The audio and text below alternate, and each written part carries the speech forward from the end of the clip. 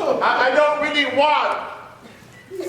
And I remember we hadn't been married but just a few days. Came back and we were from our honeymoon, and we had this little apartment, and I remember getting up and it was unconscious.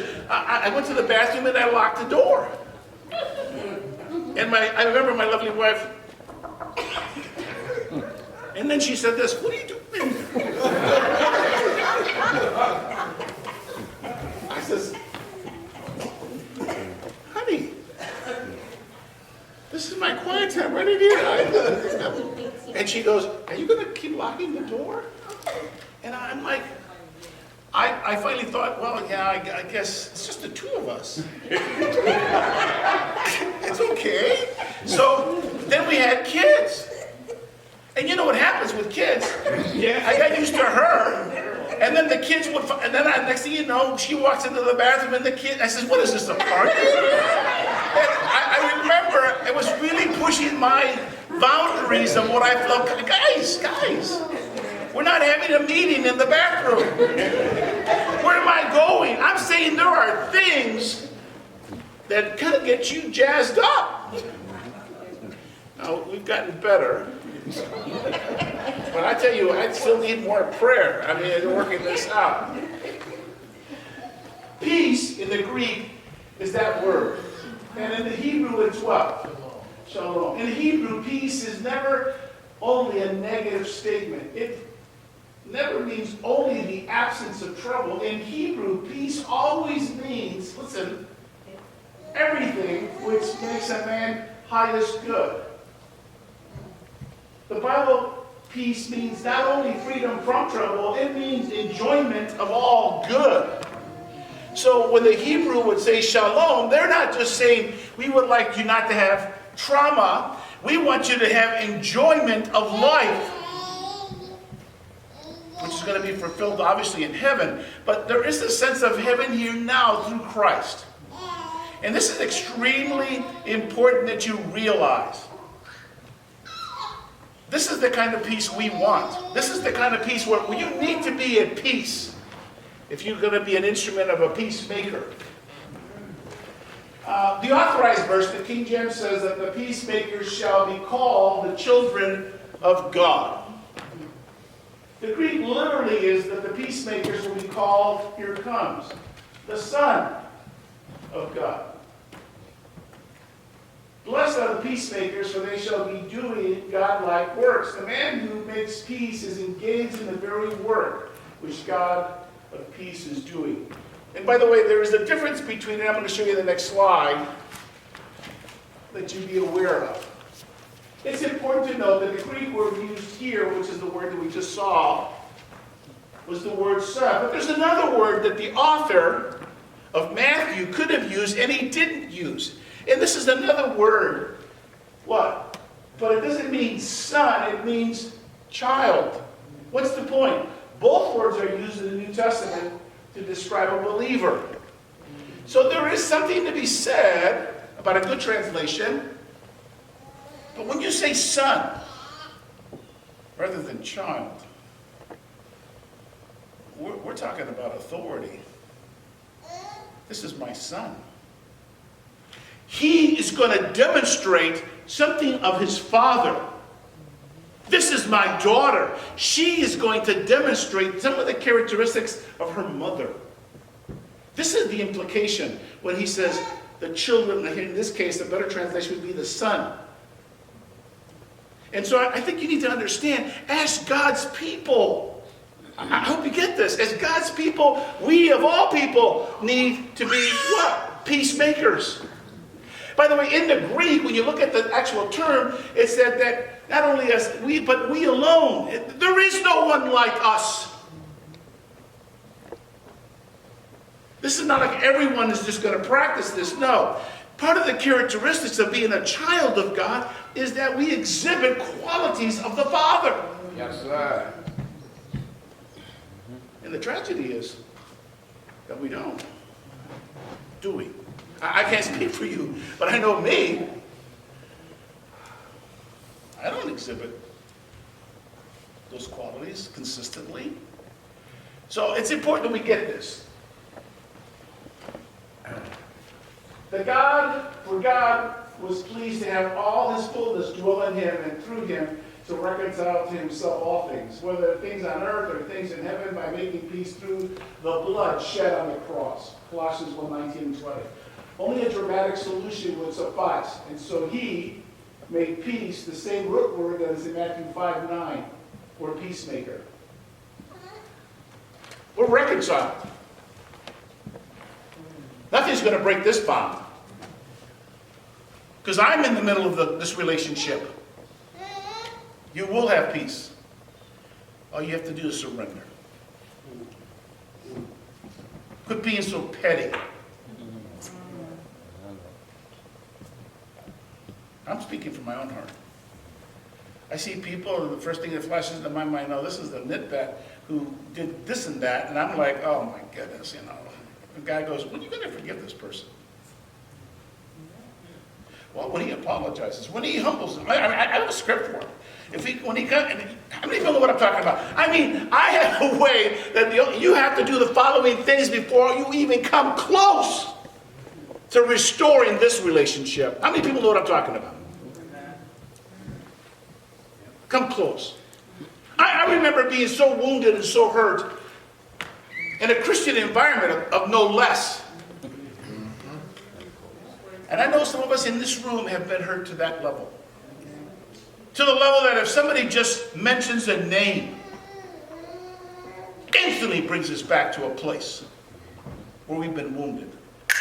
I remember in my case, I couldn't even drive by this building because it brought memories of what happened in that building. I would literally be in tears. Broken. The deepest hurts, I believe, are done by other Christians. Supposedly other Christians. How many people know what I'm talking about? I can forgive crazy lost people. There are a lot of them. But when you claim to be a child of the King, and you act stupidly, you say things stupidly, you begin to do things that it's just almost unimaginable. And then you think, oh, God forgave me. Well, that may be true. But I didn't. How many people know what I'm talking about? Yeah. That takes God. Yes. Peace. Jewish rabbi loved to dwell. It is almost certainly the meaning that which Jesus had in his mind. The rabbis held that the highest task which a man can perform is to establish the right relationship between man and man. By the way, this is true, and I think we've lost something. We're not talking about the cosmetic kind of niceties. I'm talking about when we really come in genuinely and say, you know, I do want your well-being. Not because I'm going to benefit. We want it because God wants it. And, you know, I got to be honest with you. We would say Minnesota ice. These people don't genuinely. I mean, if you're happy for me, you need to let your face know it because, man, I mean, there's something going on. You know, there's not lack of communication here. Do you really care about me as a person? And the answer ought to be, yes, I do, genuinely, in my heart of hearts. Thank you. And I got to tell you, for that to happen, it's going to require who? Exactly, it's going to require God. I don't like the mask. I don't like the smile. And I don't like the, hi. And then you're thinking, I hope he doesn't sit next to me. I hope she stays on the other side of that church over there. I'm just telling you.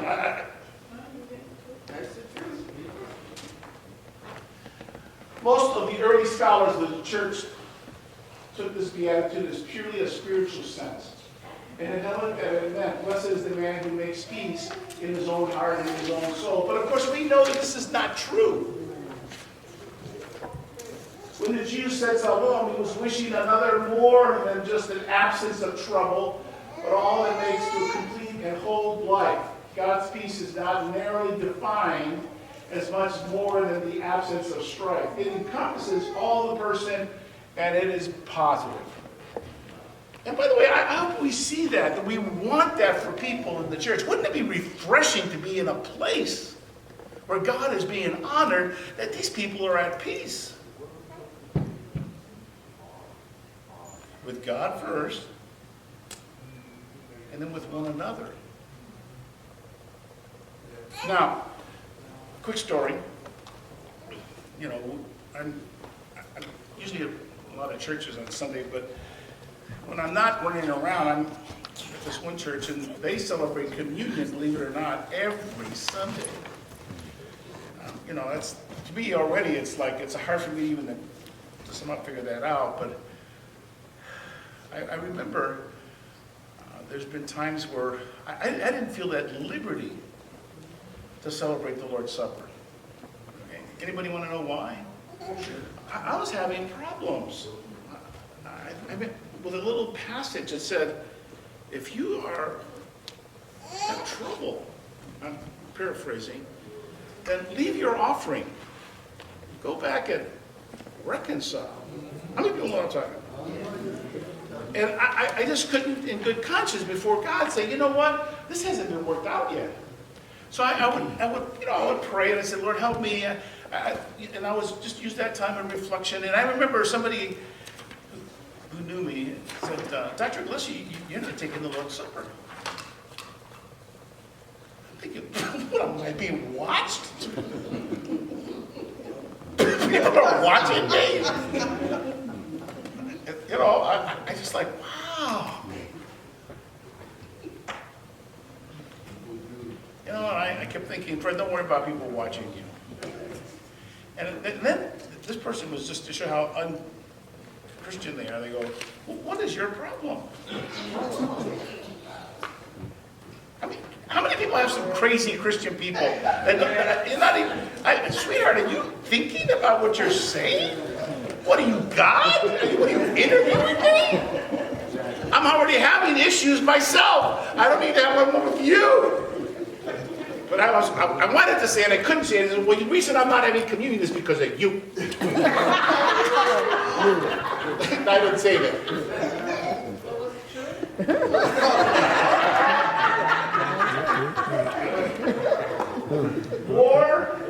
War is a constant reality of life. War is one of the constants of history, and it has not diminished in the civilization or democracy. In the last 3,421 years of recorded history, only 268 have been seen no war. And when I say war, we're talking about physical aggression. Not to mention the war that goes on where? In our hearts. The second half of the word maker demands that we understand the person is not a passive, but a source of peace. He pursues more than the absence of conflict. He pursues wholeness and well-being. You need to be actively involved in making peace. Yes, sir. And if we're not going to receive God's what? Grace. Favor. You ever wonder, like, wow, Lord, what's going on? Well, there's a problem. You need to reconcile that problem. A peacemaker is he or she is characterized by, oh my goodness, honesty. The prophet Ezekiel warns against those who, as if all is well when it's not, who say peace when there is no peace. This is not verbalizing it. This is not, I got the right vocabulary. I've learned the right things to say and do. No, this has to come from the heart, which is deceitful above all things. This is serious surgery. Lord, you're going to have to rid me of this. Only then will I be at peace. And people, by the way, those of us who pay attention will know when there's people around us who are peaceful and peacemakers. Only two other New Testament texts refer to peacemaking. So this doesn't appear a lot in the Bible, but it appears two other times in the New Testament. It appears in Colossians 1:20 and James 3:18.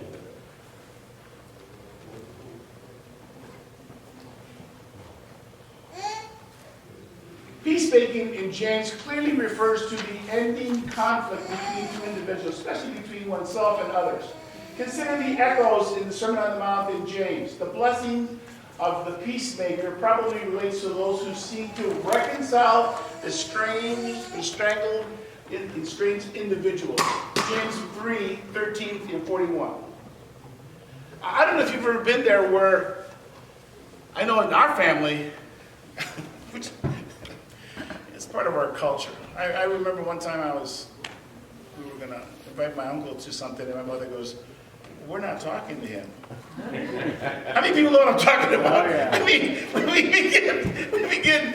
No, we don't talk to them. We don't engage them. They're on our list. How many people know what I'm talking about? I'm serious. We know that, if you're part of this family, we're against that person, or this family, or this. And I'm like, well, Mama, I was thinking to myself at the time, I'm not at war with him. He's my uncle. This is your brother. I remember having a conversation that says, Mom, I don't mean to stir up. What are we upset about? And I remember her telling me, I don't know, but it started a long time ago. How many people know what I'm talking about? I mean, it is amazing how we just continue. No, I'm not quite, I don't remember the details now, but no.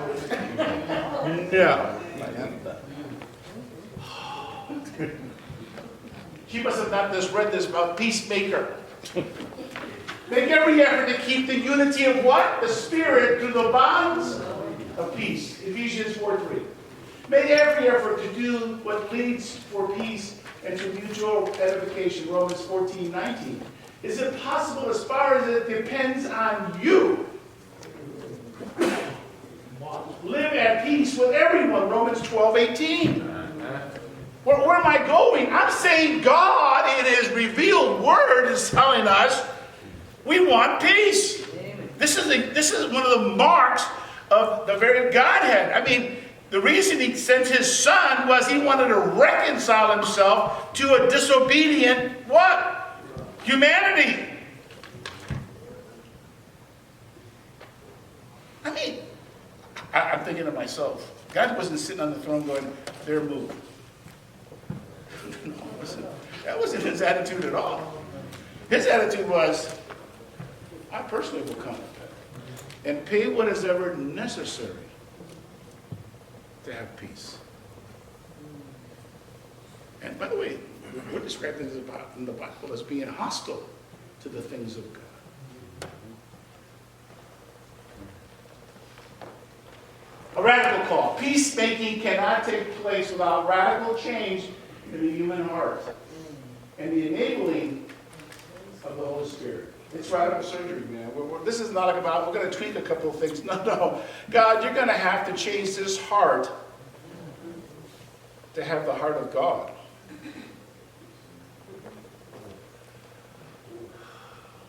Jesus commands His disciples to interrupt the solemn act of temple sacrifice in order to seek reconciliation with fellow disciples who they offended. He urged them to end legal conflicts quickly by agreeing an out-of-court settlement. It's another admonition. Christians don't take other Christians to court.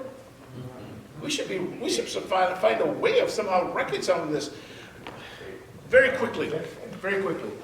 I was teaching over at Fellowship Missionary Baptist Church. And we were just finishing up a class, and some people had finished early. And some people obviously were done. It was the final. And a good friend of mine came in, and he goes, you can tell he was pretty worked up. He goes, I said, what's going on, man? He goes, somebody keyed my car. I'm thinking, this is a Christian school, Christian teaching, and we're the only ones there. So, I mean, this is not like rocket science. I mean, he was saying, somebody in this room keyed my car. I'm calling the police. And I'm thinking, well, you can't call the police. But why don't we try to resolve this another way? And he said, how? How are we going to? And I said, I don't know, but if you trust me? He goes, yeah, I trust you. I said, at least give me a couple of days to work on this. Okay. So sure enough, I went to the facility. They have a recorder going on in the parking lot. Ooh. So I brought some of the other, my two people that were working with me, like Nell and Ron and others. I just said, so we sat down at this video, and sure enough, there she is. Neil. Keying. No, it wasn't Nell. There was this person. No, it was not Nell. And so I remember looking at this video, pinpointed who it was, and I thought, well, now that we know who it was, and it's obvious from, by the way, the video captured it. And so at that point, you know, I made an appointment with this person. And unbeknownst to me, this guy and this girl were dating, and she got upset. Yeah. Okay. We don't want you to give a testimony at this point, okay? But what ended up happening, we made an appointment, we sat down with her, and I'm having these two people with me, and I said, and I began very gently, I said, listen, we're trying to resolve this thing that happened, you know, last week, and we're not quite sure, and do you have any, when you were in the park, I'm just hinting, you know, like, you know, when you were in the parking lot, did you see anyone, you know, blah, blah. She said, no. I'm giving her an opportunity to what?